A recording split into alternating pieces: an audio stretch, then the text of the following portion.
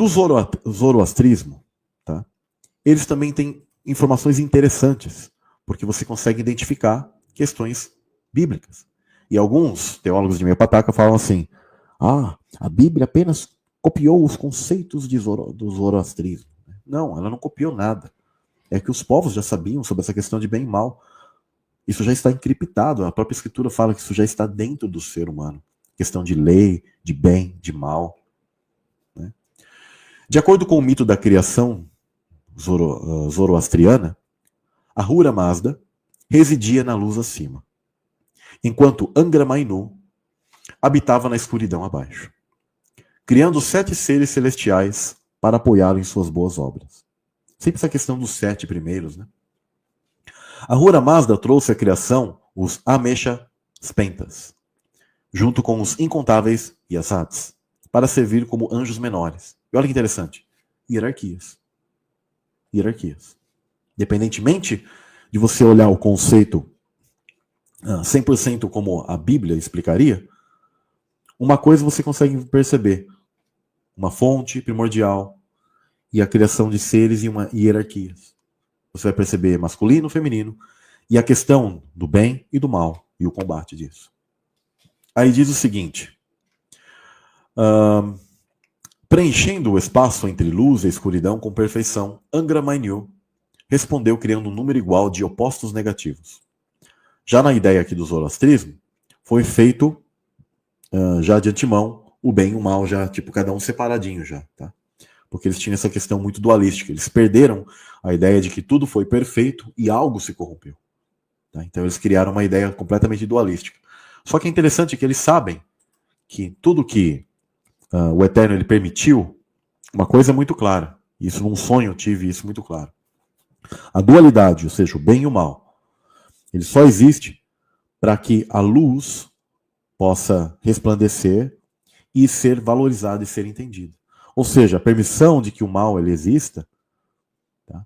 Ele é para que, na verdade, se compreenda e o amor de verdade, o amor genuíno e a escolha genuína seja dada para aquilo que é a luz.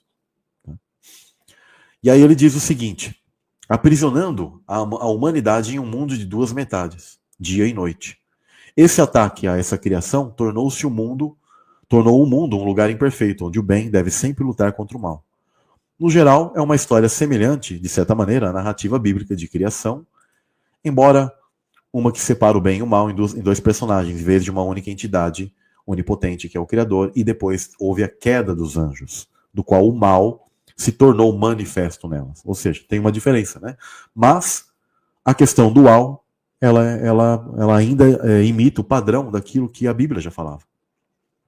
Um componente central das crenças religiosas cristãs é o conceito de uma vida após a morte dividida em céu e inferno.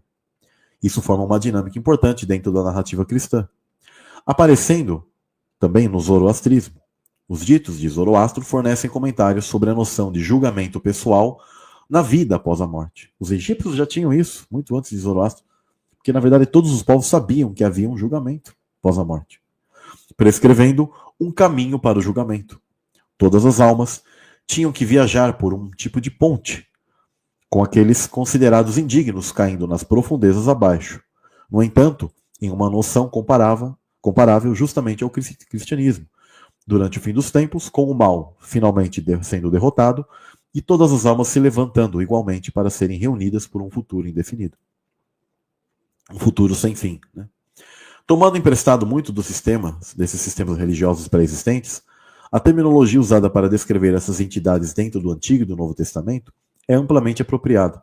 A primeira figura bíblica a fazer referências a noções de ressurreição e julgamento na Bíblia é o profeta Daniel, que usa o termo paraíso, uma concepção que data também da própria religião persa, do mitraísmo, que veio depois, e simultaneamente, os primeiros exemplos sobreviventes do Novo Testamento fazem referência persistentes também ao Hades, dos quais os gregos entendiam, como vida após a morte, em clara referência a esse submundo mitológico, né? Tanto na cultura grega, persa e dos hebreus.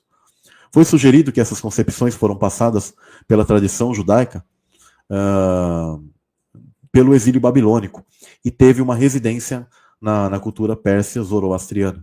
Ou seja, os arqueólogos eles acham que isso surgiu ali com o zoroastrismo, na Pérsia e tal, mas na verdade isso era algo muito antigo, gente, que sempre se soube. E tem teólogo de meia pataca que está negando o inferno. Ele tem que rasgar a Bíblia e rasgar todas as culturas. E ele tem que bater a cabeça, né, na parede.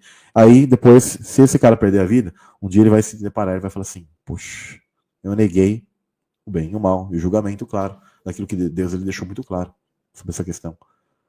Até os pagãos sabem disso.